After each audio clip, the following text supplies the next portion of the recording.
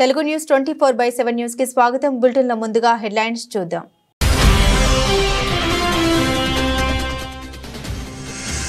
ఏపీకి వచ్చిన Pegasus Capital Advisers Producers trust సంస్థల ప్రతినిధులు సీఎం చంద్రబాబుతో కలిసి సాగు, ఉత్పత్తి, సాంకేతికత, మార్కెటింగ్ వంటి అంశాల్లో చర్చించిన బృందం.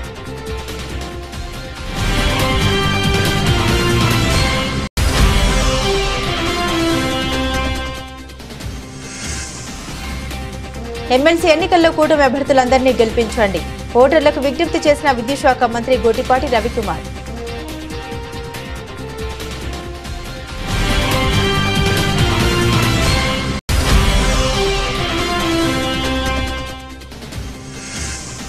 కూటమి ప్రభుత్వంపై విమర్శలు గుప్పించిన వైఎస్ఆర్సీపీ సీనియర్ నేత సాకే శైలజ అన్నారు. చంద్రబాబు అధికారంలో ఉండగా ఏ రోజు రైతుల బాగోగులు పట్టించుకోలేదని ఆరోపణ.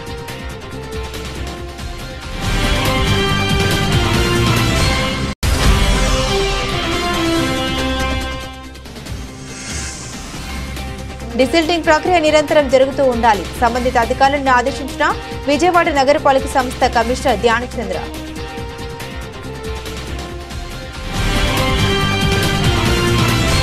రాష్ట్ర ప్రభుత్వం ప్రకృతి వ్యవసాయాన్ని పెద్ద ఎత్తున ప్రమోట్ చేస్తుంది. రాష్ట్రంలో ప్రస్తుతం 5 లక్షల హెక్టార్లలో ప్రకృతి వ్యవసాయం సాగు అవుతుంది.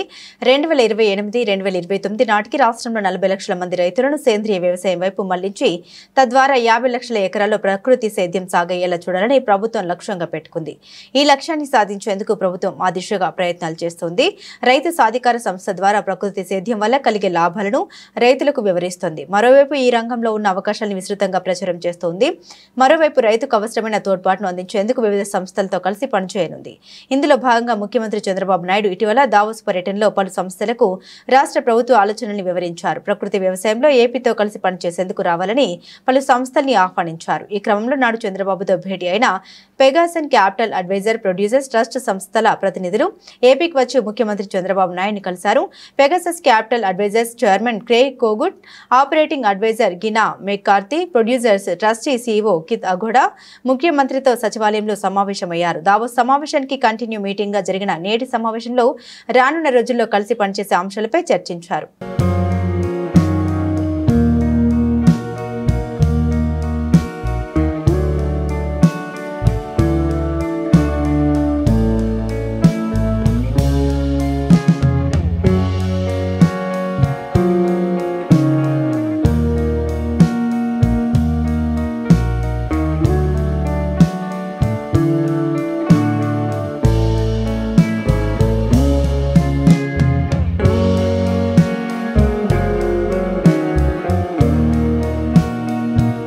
వర్షాలు పడినప్పుడు రోడ్డు మీద నీరు నిల్వ ఉండకుండా ఉండేందుకు నగరంలో నిరంతరం డిసిల్టింగ్ ప్రక్రియ జరుగుతూ ఉండాలని విజయవాడ నగరపాలక సంస్థ కమిషనర్ ధ్యానచంద్ర అన్నారు.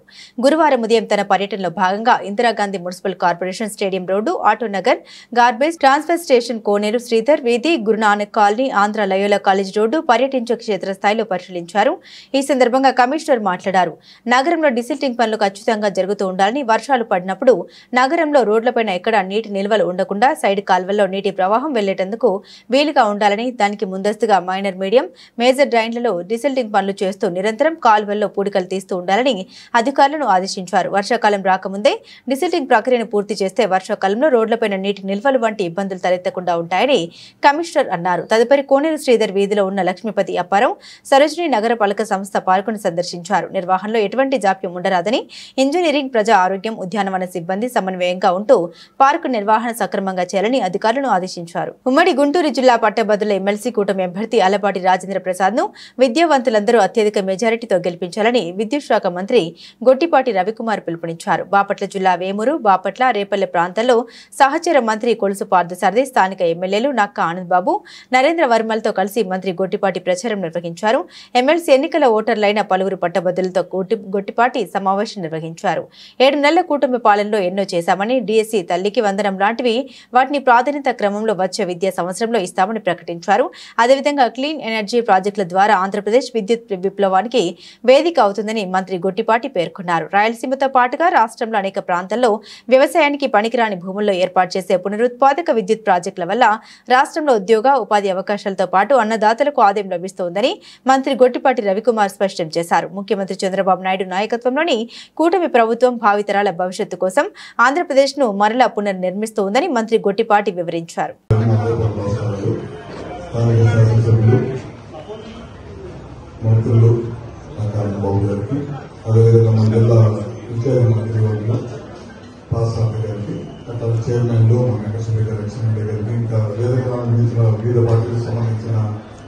పెద్దలు ఆంధ్ర పార్టీ ప్రెసిడెంట్లు, ముఖ్యంగా తెలుగుదేశం పార్టీ నాయకులకి, కార్యకర్తలకి అందరూ కూడా ముందుగా పేరు పేరున నా ఉదయపూర్వక నమస్కారాలు.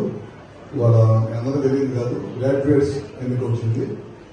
మన ప్రభుత్వం అధికారంలోకి వచ్చిన 8 నెలల్లోనే ఎన్నిక వచ్చింది. మన రాజమౌళి ప్రసాద్ గారు ఇక్కడ దాదాపు 2 సార్లుగా ఎమ్మెల్యేగా పోటీ చేస్తున్నారు. అందరూ కూడా పరిచయం ఆయన పోటీ చేస్తూ ఉన్నారు. మనం రేపు 27వ తారీఖు వరకు ఎన్నికల్లో మన ఓటుని కలిపేసి రాజమౌళి ప్రసాద్ కలిపేసి మంచి మెజార్టీతో ఈ ప్రాంతం నుంచి ఎక్కువ ఓట్లు పడాలని కోరుకుంటా ఉన్నాము. ఇది మామూలుగా రెగ్యులర్ ఎలక్షన్ కాదు, ఇది గ్రాడ్యుయేట్స్ ఎలక్షన్. ఇంకా నాకు సోదరులు చెప్పారు, బీజేపీ నాయకులు, ఇది మనం రెగ్యులర్ ఎలక్షన్ కాకుండా ప్రయారిటీ ఓటు అన్నమాట. 1వ ప్రయారిటీ, 2వ ప్రయారిటీ, 3వ ప్రయారిటీ. కేవలం మనం ఒక ప్రయారిటీ మాత్రమే వేయాలి ఓటు. అది జ్ఞానంలో సెలవు పెట్టారు.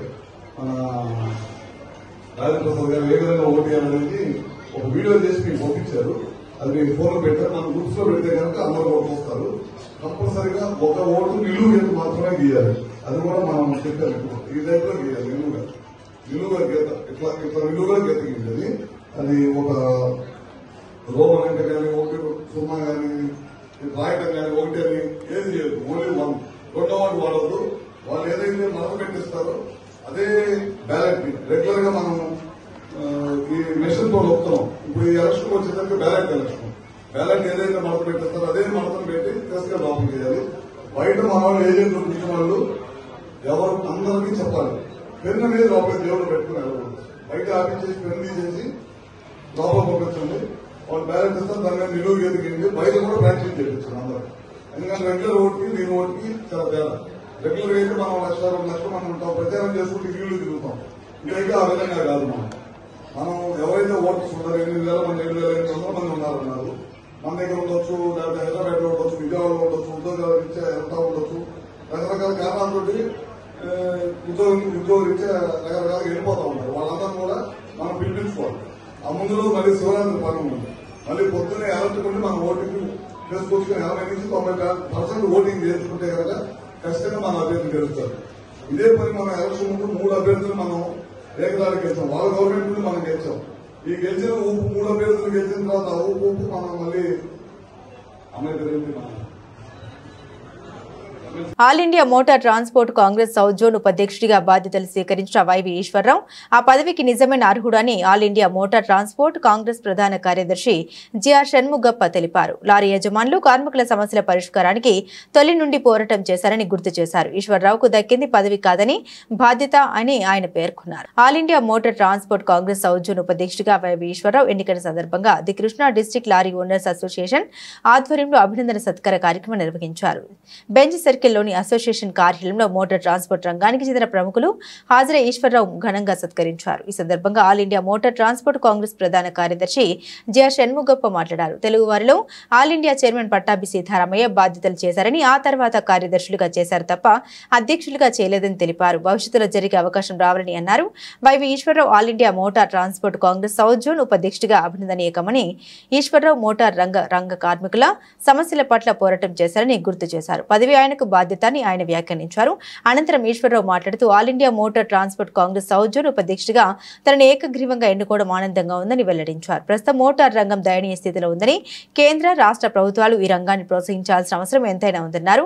లారీ యజమానులు కార్మికుల సమస్యల పరిష్కారానికి ఆల్ ఇండియా నాయకులతో కలిసి పనిచేస్తామన్నారు.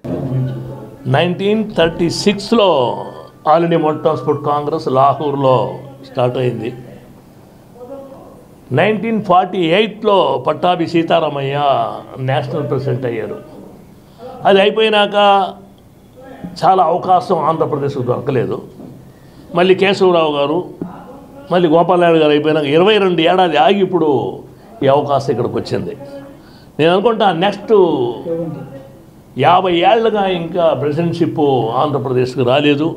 అందుకోసం ఆ ప్రెసిడెంట్షిప్ కూడా నెక్స్ట్ ఇక్కడ రావాలని నేను కోరుకుంటాను. National body all India motor transport Congress entire కంట్రీలో డిస్టిక్ అండ్ తాలూక్ అసోసియేషన్స్ అన్ని బలమైన ఒక సంఘం అంటే all India motor transport Congress. దానికి ఈశ్వరరావు గారు ఇవాళ వైస్ ప్రెసిడెంట్ అయ్యారు. ఎంటైర్ సౌత్ జోన్ నుంచి ఆయన్ని వైస్ జోన్ ప్రెసిడెంట్ అనానిమస్గా చేసాము. అది మాకు చాలా పెద్ద సంతోషం. Andhra Pradesh lorry owners association general secretary. నేను గత 33 సంవత్సరాల నుంచి ఈ రవాణా రంగానికి సర్వీస్ యాక్టివిటీస్లో ఉన్నా. నేను మాది స్వస్థలం విజయవాడే, కృష్ణా జిల్లా వాసిని. కృష్ణా జిల్లా లారీ ఓనర్స్ అసోసియేషన్కి కార్యదర్శిగా, ప్రధాన కార్యదర్శిగా, అధ్యక్షునిగా ఎన్నో పదవులు నిర్వహించాను. 2005లో రిటైర్ అయిన తర్వాత 2006లో మళ్ళీ ఆంధ్రప్రదేశ్ లారీ ఓనర్స్ అసోసియేషన్కి ప్రధాన కార్యదర్శిగా ఎన్నుకోవడం జరిగింది. మరి నాటి నుంచి నేటి వరకు ప్రతి ఎలక్షన్లో కూడా ఎనానమస్గా నెగ్గుతూ వచ్చి ఈ సేవ చేసే భాగ్యం నాకు కలిగింది. ఈ సుదీర్ఘమైనప్పుడు మా షణ్ముగప్ప గారు చెప్పినట్టు ఆయన ఆల్ ఇండియా మోటార్ ట్రాన్స్పోర్ట్ కాంగ్రెస్కి ప్రస్తుతం చైర్మన్గా ఉన్నారు. ఆయన all India motor transport Congress ప్రెసిడెంట్గా కూడా చేశారు. ఆయన ప్రెసిడెంట్గా చేసినప్పుడే ఈ నేషనల్ పర్మిట్ విధానాన్ని ఇంతకుముందు 3 స్టేట్లకు ఉండేది ఎంటైర్ ఇండియాకి మొత్తం అదే ఒక ఫీజుతో ఎంటైర్ ఇండియా తిరిగేటట్లుగా తీసుకురావడంలో ఆయన ప్రముఖ పాత్ర పోషించారు. మరి అట్లాగే ఈ సుదీర్ఘమైన టైం తర్వాత వాళ్ళందరూ కూడా ఎవరైతే ఎక్స్పీరియన్స్ పర్సన్స్ ఉన్నారో వాళ్ళనే చూసి మరి మమ్మల్ని ఇక్కడ సౌత్ జోన్ తరఫున ఎనానమస్గా ఎన్నిక చేయడానికి ఆయన మా షణ్ముగప్ప గారి కృషి ఎంతో ఉంది. ఈ సందర్భంగా ఆయనకి మా సంఘం తరఫున, మా అసోసియేషన్ తరఫున, మా రాష్ట్ర లారీ యజమానుల తరఫున కూడా మేము వాళ్ళకి ధన్యవాదాలు తెలియజేస్తున్నాం. ఇంకా ఈ రాష్ట్ర కేంద్ర ప్రభుత్వాల నుంచి కూడా ఇంకా చేయాల్సింది చాలా ఉంది.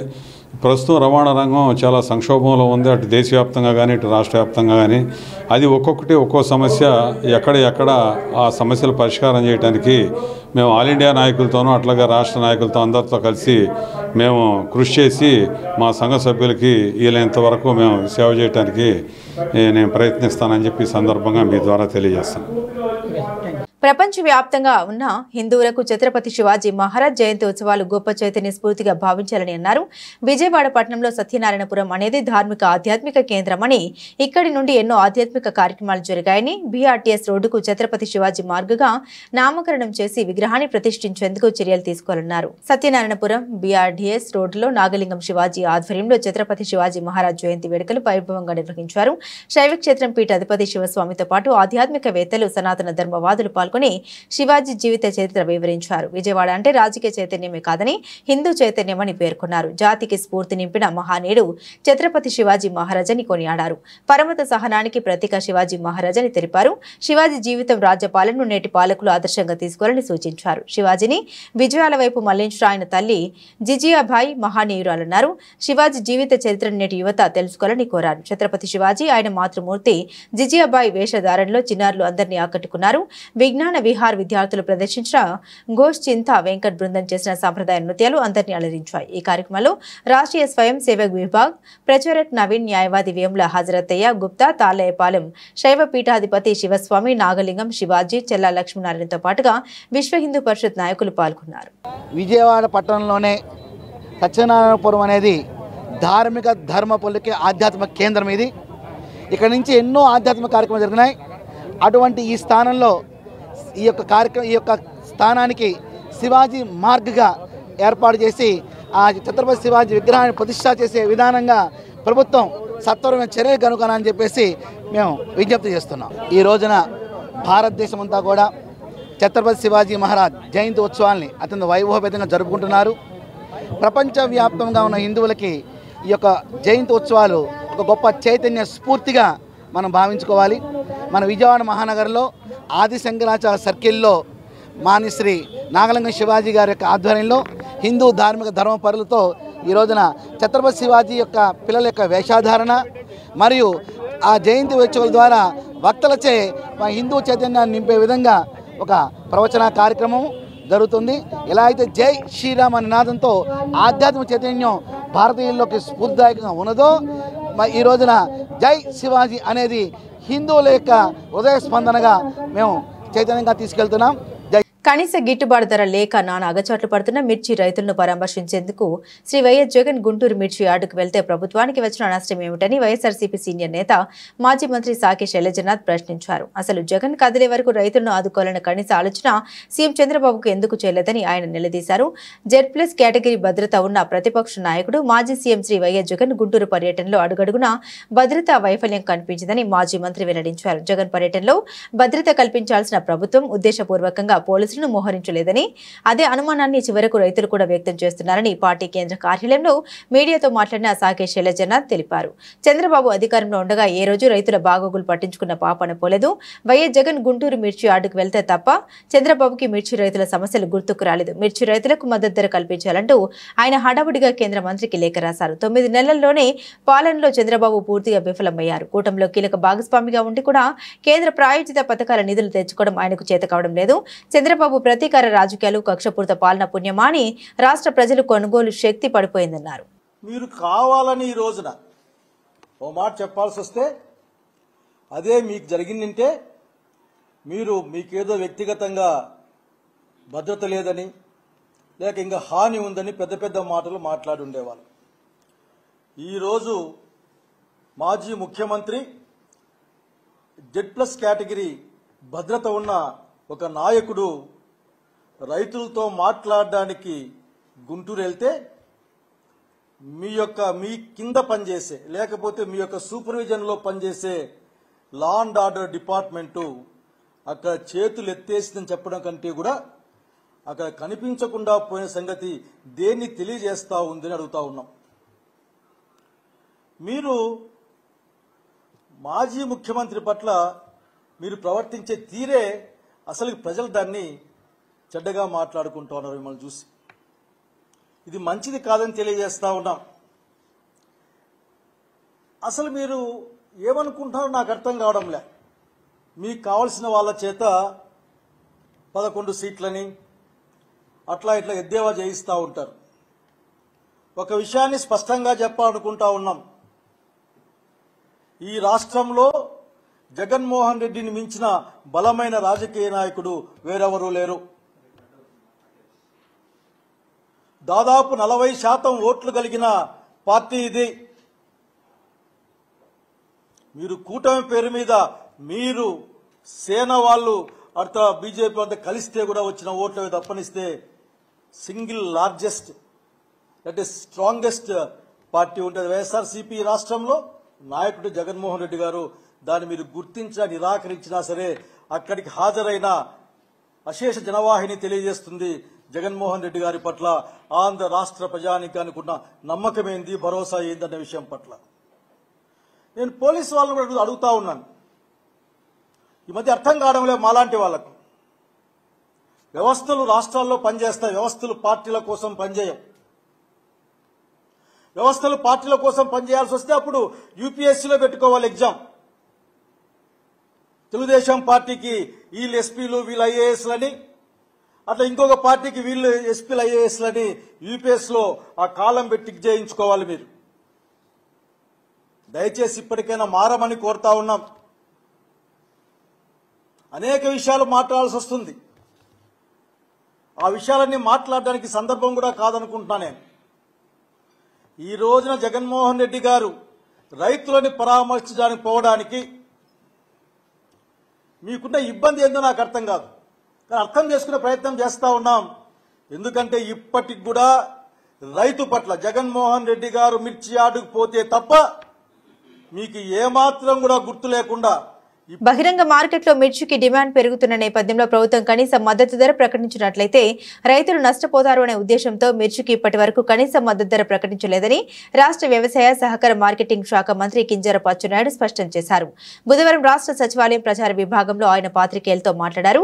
శ్రీలంక, చైనా, మలేషియా తదితర దేశాలకు మనం మిర్చి ఎగుమతి అయ్యేదని, అయితే ఆయా దేశాలు సొంతంగా మిర్చి పంట సాగు చేసుకోవడం వల్ల మిర్చి ఎగుమతులు చాలా తగ్గిపోవడం వల్ల మిర్చి రేటు తగ్గిందన్నారు. కానీ ప్రస్తుతం చైనాలో మిర్చి పంట సరిగా లేకపోవడం వల్ల మళ్లీ ఆ దేశం మన మిర్చి పంటపై ఆధారపడే పరిస్థితులు ఏర్పడ్డాయని, ఫలితంగా మిర్చి ధరలు భారీగా పెరిగే పరిస్థితులు నెలకొన్నాయని మంత్రి తెలియజేశారు. ఇటువంటి పరిస్థితుల్లో ప్రభుత్వం మిర్చికి కనీస మద్దతు ధర ప్రకటించినట్లయితే రైతులు పెద్ద ఎత్తున నష్టపోయే అవకాశం ఉన్నందున ప్రభుత్వం ఇప్పటివరకు మిర్చి పంటకు కనీస మద్దతు ధర ప్రకటించలేదని మంత్రి తెలిపారు. లాభదాయకతను దృష్టిలో పెట్టుకుని రైతులు కొంతమంది పత్తి, మొక్కజొన్న, కందులు తదితర ప్రత్యామ్నాయ పంటల వైపు మారటం వల్ల ఈ ఏడాది దాదాపు 2 లక్షల ఎకరాల్లో మిర్చి సాగు తగ్గిందన్నారు. ఈ రోజు ఏ పంటకి ఇబ్బంది వచ్చినా, మొన్న కందులకి ఇబ్బంది వస్తే నాఫెడ్ని దించుకున్నాం. టమాటా ధర తగ్గిపోతే మార్కెట్ కమిటీల ద్వారా ఒక రేట్ ఫిక్సేషన్ చేసి టమాటాలు కొని మార్కెట్ యార్డుల ద్వారా, రైతు బజార్ల ద్వారా అమ్మకం చేశాం. ఇవన్నీ ఈ 8 మాసాల్లో ఎరువులు ఎక్కడైనా సరే లేవని చెప్పి ఎవరైనా చెప్పారా? బఫర్ స్టాక్స్ పెట్టాం. ప్రకృతి విపత్తులు నువ్వెప్పుడైనా ఇన్సూరెన్స్ కానీ ఇన్పుట్ సబ్సిడీ కానీ ఇచ్చిన దాఖలాలు ఉన్నాయా? మేము అధికారం వచ్చిన తర్వాత 5 సార్లు సైక్లోన్లు వచ్చాయి, తుఫాన్లు వచ్చాయి. వెంటనే ఎన్యూమరేషన్ చేసి ఈస్ట్ వెస్ట్ గోదావరికి వస్తే 34 కోట్లు ఇచ్చాం. ఈరోజు కృష్ణా జిల్లాలో వరదలు వస్తే 20 రోజుల్లో ఎన్యూమరేషన్ చేసి రైతుకి, కౌలు రైతుకి డబ్బులు ఇచ్చింది మా ప్రభుత్వం కాదు, ఒక్కసారి నువ్వు చెప్పమని చెప్పి ఈ సందర్భంగా కోరుతున్నాను. ఈరోజు గుంటూరు మిర్చి యార్డ్ దగ్గరికి వెళ్ళాం. అబద్ధాలంటే అబద్ధాలు. అసలు ఎవడైనా నవ్వుకుంటాడని కూడా చూడకుండా ఇప్పుడే ఆకాశం నుంచి వచ్చినటువంటి వ్యక్తిగా మాట్లాడుతున్నాం. జగన్మోహన్ రెడ్డి, మాకంటే ముందు 5 సంవత్సరాలు ఈ రాష్ట్రానికి నువ్వు ముఖ్యమంత్రి. గుంటూరు మిర్చి యార్డ్ ఇప్పుడే పుట్టలేదు, నువ్వు ముఖ్యమంత్రి ఉన్నప్పుడు పుట్టింది. అంతకుముందు చంద్రబాబు నాయుడు గారు ముఖ్యమంత్రిగా ఉన్నప్పుడు కూడా గుంటూరు మిర్చి యార్డ్ ఉంది. దాని చరిత్రను ఒకసారి తెలుసుకోకుండా ఇష్టానుసారంగా చెప్పిందే చెప్తే, అబద్ధాలు చెప్తే, ఒక పనికి మాలిన పేపరు, టీవీ ఉందని స్క్రోలింగ్ లేస్తే ప్రజలు నమ్ముతారు అనుకుంటే నీ అవివేకం అని చెప్పి నేను ఘంటాపదంగా చెప్పదలిచాను. ఈరోజు మిర్చి ఈ దేశంలో తెలంగాణలో పండుతుంది, మధ్యప్రదేశ్లో పండుతుంది, కర్ణాటకలో పండుతుంది, వెస్ట్ బెంగాల్లో పండుతుంది. అదే మన రాష్ట్రానికి వస్తే ఒక 11 జిల్లాల్లో మిర్చి పండుతున్న విషయం నాకు, మీకు, ఈ రాష్ట్ర ప్రజలందరికీ కూడా తెలుసు. మిర్చి మాట్లాడితే ఒక విషయం చెప్తాడు. మేము ఉండేటప్పుడు 20,000 రూపాయలు ఉండేది, చంద్రబాబు నాయుడు వచ్చాక. ఉదయపూర్ వేదికగా ఆంధ్ర, తెలంగాణ, కర్ణాటక రాష్ట్రాల ఇరిగేషన్ మంత్రుల ప్రత్యేక సమావేశం నిర్వహించారు. ఆంధ్రప్రదేశ్ నుండి నిమ్మల రామానాయుడు, తెలంగాణ నుండి ఉత్తమ్ కుమార్ రెడ్డి, కర్ణాటక నుండి డీకే శివకుమార్ భేటీ అయ్యారు. 3 రాష్ట్రాల జల వివాదాలు సానుకూల వాతావరణంలో పరిష్కరించుకునేందుకు అంగీకారం తెలిపారు. ఎవరు నష్టపోకుండా 3 రాష్ట్రాల రైతుల శ్రేయస్సు కోసం సమిష్టి నిర్ణయాల ద్వారా, సంప్రదింపుల ద్వారా కలిసి కృషి చేద్దామని నిర్ణయించారు. తుంగభద్ర నీటి నిల్వ, పూడిక వంటి అంశాలతో పాటు ఇతర అంశాలపై చర్చించారు. ఈ ఏడాది మినహాయిస్తే గత 10 ఏళ్ల నుండి కృష్ణానది దిగువకు నీరు రావడం కష్టమవుతుందని మంత్రి నిమ్మల వివరించారు. అల్మట్టి, నారాయణపూర్ జూరాల నిండితేనే కిందకు నీరు వస్తుందన్నారు. కృష్ణా డెల్టా, నాగార్జున సాగర్ ఆయకట్లకు నీరందించడం కష్టంగా ఉందని పేర్కొన్నారు. శ్రీశైలం, నాగార్జున సాగర్ జలాశయాల్లో ఉన్న నీటిని ఉభయ తెలుగు రాష్ట్రాల అధికారులు సమన్వయంతో ఎవరికీ ఇబ్బంది లేకుండా ఉపయోగించుకోవాలని సూచించారు. సాగు, తాగునీటికి ఇబ్బంది లేకుండా జూన్ వరకు ఉభయ తెలుగు రాష్ట్రాల అధికారులు ప్రణాళికాబద్ధంగా పరస్పర అంగీకారంతో పనిచేయాలన్నారు. పొరుగు రాష్ట్రాల నుండి అక్రమంగా ఆగ్రా నుండి విజయవాడకు తీసుకొచ్చిన 107 కిలోల వెండిని స్వాధీనం చేసుకున్నట్లు విజయవాడ రైల్వే స్టేషన్ ప్రభుత్వ railway police CI JV Ramana తెలిపారు. సాధారణ తనిఖీల్లో భాగంగా తనిఖీలు నిర్వహిస్తున్న సమయంలో బిల్లులు లేకుండా జీటీ ఎక్స్ప్రెస్ లో 107 కిలోల వెండిని, ఆభరణాలను నిందితుల వద్ద గుర్తించి వాటిని అదుపులోకి తీసుకోవడం జరిగిందని తెలిపారు. స్వాధీనం చేసుకున్న ఆభరణాలను సరైన పత్రాలు లేని కారణంగా జీఎస్టీ అధికారులకు అప్పగించామన్నారు. సందీప్ అనే ఒక వ్యక్తి ఆగ్రా నుంచి 107 కేజీలు సిల్వర్ ఐటమ్స్, ఫ్యాన్సీ ఐటమ్స్ తీసుకుని ప్లాట్ఫామ్ నెంబర్ 8లో దిగిన తర్వాత మేము చెక్ చేసాం. అతను చెక్ చేసినప్పుడు అతని దగ్గర దీనికి సంబంధించిన లీగల్ డాక్యుమెంట్స్ ఏమైనా ఉన్నాయని అడిగితే అతను ఎటువంటి డాక్యుమెంట్స్ ప్రొడ్యూస్ చేయలేదు. సో దాని మీద మేము ఈరోజు సెంట్రల్ జిఎస్టీ వాళ్ళకి ఇన్ఫర్మేషన్ ఇచ్చి వాళ్ళకి ఇవన్నీ కూడా హ్యాండ్ ఓవర్ చేసి ప్రాపర్గా దీన్ని లెగలైజ్ చేయమని చెప్పేసి వాళ్ళకి ఒక రిక్వెషన్ ఇచ్చాం. వాళ్ళు కూడా వచ్చి ఉన్నారు. వాళ్ళందరికీ కూడా ఇవన్నీ కూడా 107 కేజీలకు సంబంధించిన సిల్వర్ ఐటమ్స్ అన్ని కూడా హ్యాండ్ ఓవర్ చేయడం జరుగుతుంది. జగన్ చంద్రబాబులపై కేంద్ర మాజీ మంత్రి కాంగ్రెస్ పార్టీ సీనియర్ నాయకులు చింతామోహన్ మండిపడ్డారు.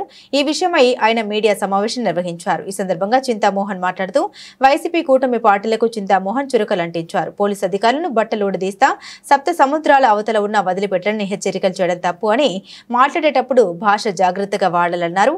కూటమి ప్రభుత్వం కోటీశ్వర్ల ప్రభుత్వం అయింది, పేదవాళ్లను గురించి పట్టించుకోవడం లేదన్నారు. సిఆర్డీఏలో పెద్ద పెద్ద వాళ్ళకే కాంట్రాక్ట్స్ ఇస్తున్నారు. ఎస్సీ ఓబీసీలకు కాంట్రాక్టు పనులు ఎందుకు ఇవ్వడం లేదు?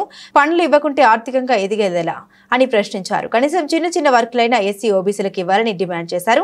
గ్రామాల్లో టీడీపీ పరిస్థితి రోజు రోజుకు దిగజారిపోతుంది. అన్ని వర్గాల ప్రజలు నిరాశతో అసంతృప్తిగా ఉన్నారని విమర్శించారు. పరిపాలనలో చంద్రబాబు నాయుడు ఏదో చేస్తున్నారు కానీ కొంచెం పరిపాలన ఎక్స్పీరియన్స్ ఉంది ఆయనకి. గ్రామాల్లో ఆయన పరిస్థితి చాలా బలహీనంగా ఉంది. ఎలక్షన్ నాటికి ఈ రోజుకి ఈ 8-9 నెలల్లో బాగా దిగజారిపోయింది. మరి ఈ కూటమి పరిస్థితి ఏది ఎట్లాగైనా కూడా మొట్టమొదట ఎస్సీల పరిస్థితి ఆంధ్రప్రదేశ్ రాష్ట్రంలో ఎందుకు ఎస్సీల గురించి ఈరోజు మాట్లాడాలనుకున్నాం. అసలు మంగళగిరికి రావడానికి కారణం ఏంటి? పక్కనే తుళ్ళూరు ఉంది. తుళ్ళూరు గుర్తొచ్చినప్పుడల్లా ఎస్సీలు గుర్తొస్తారు. తుళ్ళూరులో 300 సంవత్సరాల నాడు రాజా వెంకటాద్రి నాయుడు అని ఆయన పరిపాలన చేసేవాడు. తుళ్ళూరు నుంచి తిరుపతి దాకా ఆయన పేరు మీదనే మాకు ఒక ఊరు ఉంది, నాయుడుపేట అని. సుళ్ళూరుపేట పక్కనే నాయుడుపేట ఉంది. మరి ఒకరోజు ఆయనకు ఒక అందమైన చెల్లెలు ఉండేది. తుళ్ళూరులో ఎస్సీలు ఆ రోజు హరిజనులు ఉండేవాడు. ఏదో అన్నారు ఆమెని. రాజా వెంకటాద్రి నాయుడు కోపం వస్తే తన సేనాధిపతికి చెప్పాడు. ఏమని? ఆ ఎస్సీలో ఉన్నటువంటి మగాళ్ళందరినీ తీసుకొచ్చి ఇక్కడ నిలబెట్టు, వాళ్ళ తలలు నరకమన్నాడు. 175 మందిని తీసుకొని వచ్చారు ఆ రోజు ఎస్సీలు. తుళ్ళూరులో ఉన్నటువంటి ఎస్సీలు మగాళ్ళని. సేనాధిపతికి చెప్తే నేను చేయలేను ఈ కార్యక్రమాన్ని అంటే పుట్టి ఆయన 5 అడుగులు ఎత్తు ఆయన మరి మంచి ఖడ్గాన్ని చేతిలో పట్టుకొని ఎస్సీల తలలు నరికినటువంటి ప్రాంతం తుళ్ళూరు. ఒక్క రోజు అంతా కలిపి 1.5 గంటలో పూర్తి చేశారు. 175 మంది ఎస్సీల పురుషుల తలలు నరికినటువంటి ప్రాంతం తుళ్ళూరు ఎస్సీ మసాకర్. జలియన్ వాలాబాగ్ కంటే ఇది గొప్ప మసాకర్. ఇది 300 సంవత్సరాల నాడు జరిగింది. వాళ్ళు చేసిన తప్పు ఏమీ లేదు. ఆయనకు ఒక అందమైన చెల్లెలు ఉండేది, పొడవుగా ఉండేది. ఆమెను ఏదో అన్నారు పాపం ఎస్సీలు. ఏం చేస్తారు, వాళ్ళు మనుషులే. అన్నదానికి 175 మంది నరికితే రక్తం ప్రవహించిపోయింది 175 మరి తలల నుంచి. మరి అప్పుడు ఆయన తీసుకున్నటువంటి ఒక నిర్ణయం ఏంటంటే, రాజా వెంకటాద్రి నాయుడు కమ్మోళ్ళు ఆయన ఆ తలలన్నిటికీ మామిడాకులు పండగ వస్తే మామిడాకులు కుడతారు, ఒక పులి కోసం పెట్టి తాడేసి అట్లా తలలో నోట. బులెటిన్ ముగించే ముందు హెడ్లైన్స్ మరోసారి.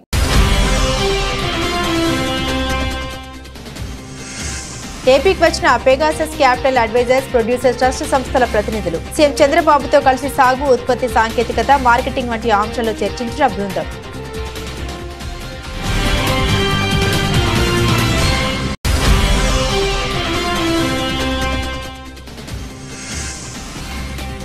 ఎమ్మెల్సీ ఎన్నికల్లో కూటమి అభ్యర్థులందరినీ గెలిపించండి, ఓటర్లకు విజ్ఞప్తి చేసిన విద్యుత్ శాఖ మంత్రి గోటిపాటి రవికుమార్.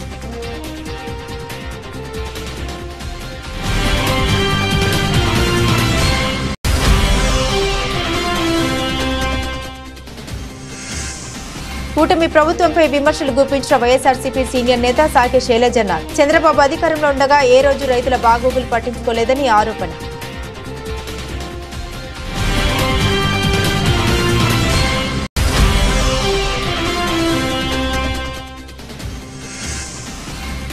డిసిల్టింగ్ ప్రక్రియ నిరంతరం జరుగుతూ ఉండాలి. సంబంధిత అధికారులను ఆదేశించిన విజయవాడ నగరపాలక సంస్థ కమిషనర్ ధ్యానచంద్ర.